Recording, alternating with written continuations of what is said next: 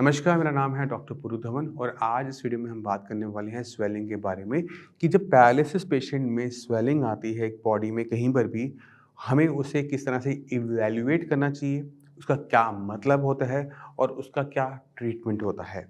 तो स्वेलिंग के आने के 2 तरीके होते हैं, या तो आपके दोनों तरफ आएगी या फिर आपकी एक तरफ आएगी जिससे वो आपको पैरालिसिस है, यानी मेरे एक हाथ में और एक पैर में स्वेलिंग आ रही है। ये 2 तरीके से स्वेलिंग आती है और दोनों के ट्रीटमेंट अलग-अलग हो जाते हैं। तो पहले शुरुआत करते हैं कि पैरालिसिस की वजह से स्वेलिंग हमें किस तरह से देखने को मिलती है और उसे हम किस तरह से ठीक करते हैं। अगर आपके पैर पे स्वेलिंग आ रही है, हाथ पे हल्की-सी स्वेलिंग आ रही है, उस साइड जहाँ पे आपको पैरालिसिस है, इसका मतलब ये है कि आप अपनी मसल्स की एक्टिविटी नहीं कर रहे। आप अपने हाथ-पैर को लटका के रखते हैं।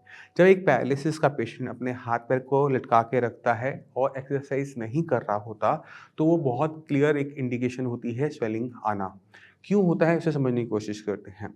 आप अपने पैर को समझने की कोशिश करो। आपका हार्ट कहीं ऊपर है, आपका जो ब्लड है वो नीचे जाता है, नीचे से ऊपर आने में ब्लड को दिक्कत होती है। जब ब्लड को नीचे से ऊपर आने में दिक्कत होती है तो वहाँ पर हमारी जो मसल्स हैं वो ब्लड को हेल्प करती हैं वापस हार्ट तक आने के लिए। फिर वो साइकिल चलती है, फिर वो ऊपर पूरी बॉडी में घूमता है, फिर वो नीचे जाता है। जो हमारी लेग की मसल्स होती हैं उन्हें सेकंड हार्ट ऑफ बॉडी भी कहा जाता है। क्यों कहा जाता है?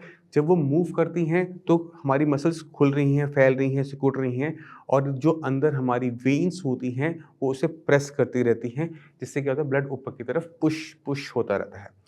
अब अगर आप एक्सरसाइज नहीं कर रहे तो आपकी मसल्स मूव नहीं कर रही और क्या होगा, जो ब्लड में जो लिक्विड है वो आपके पैरों में भरना शुरू हो जाएगा और हल्की सी स्वेलिंग आपको देखने को मिलेगी उस तरफ जिस तरफ आपको पैरालिसिस है।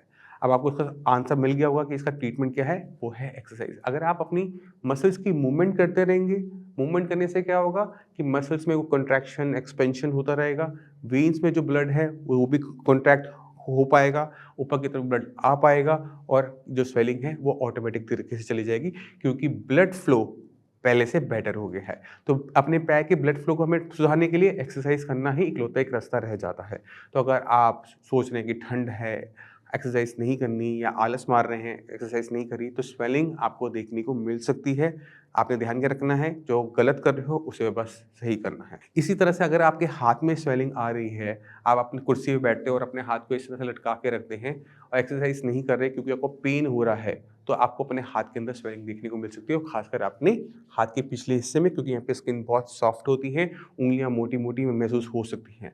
और सॉल्यूशन वही है जो हमने पहले बताया, आपको एक्सरसाइज करनी है, अपनी मसल्स की मूवमेंट बढ़ानी है जिससे ब्लड सर्कुलेशन आपकी बॉडी के अंदर अच्छा हो सके और स्वेलिंग ऑटोमेटिक तरीके से चली जाएगी। जैसे मैंने पहले बताया था कि स्वेलिंग के 2 टाइप होते हैं, एक है एक तरफ आना, एक है दोनों तरफ आना, बायलैटरल आना। अगर आपके दोनों हाथ में स्वेलिंग आ रही है, पैरों पे स्वेलिंग आ रही है, फेस पे स्वेलिंग आ रही है, इसके पीछे कारण बहुत सारे हो सकते हैं। तो पहला कारण है थायरॉइड का बढ़ जाना। अगर आपको लगता है कि दोनों साइड स्वेलिंग है, जाके टेस्ट करवाओ। किसका? पहले थायरॉइड का टेस्ट करवाओ और साथ के साथ अपना केएफटी का भी टेस्ट करवाओ। केएफटी हम किडनी फंक्शन टेस्ट के लिए करते हैं। अगर किडनी खराब हो रही है तो भी हमें अपनी बॉडी के अंदर स्वेलिंग देखने को मिल सकती है, खासकर अपने पैरों में, अपने हाथों के अंदर। तो हमने ये 2 टेस्ट एक साथ करवाने हैं, थायरॉइड का और किडनी फंक्शन टेस्ट। अगर इसमें किसी भी रिपोर्ट की खराबी मिलती है तो हमें उसे ठीक करना पड़ता है, चाहे वो किडनी हो, चाहे वो हमारा थायरॉइड हो। अब इसके साथ-साथ हमें इन चीज़ों का ध्यान क्या रखना है कि अगर आपकी बॉडी के अंदर टोटल प्रोटीन कम हो रहा है, एल्ब्यूमिन कम हो रहा है, तो भी हमें अपनी बॉडी के अंदर स्वेलिंग देखने को मिलती है। मगर इसमें हम गहराई में नहीं जाएँगे क्योंकि ये टॉपिक पैरालिसिस पेशेंट से रिलेटेड नहीं होता। किसी भी पैरालिसिस पेशेंट की बॉडी के अंदर प्रोटीन की कमी किडनी की इन्वॉल्वमेंट के बिना नहीं आती, तो उसे डेप्थ में जाने की ज़रूरत नहीं है।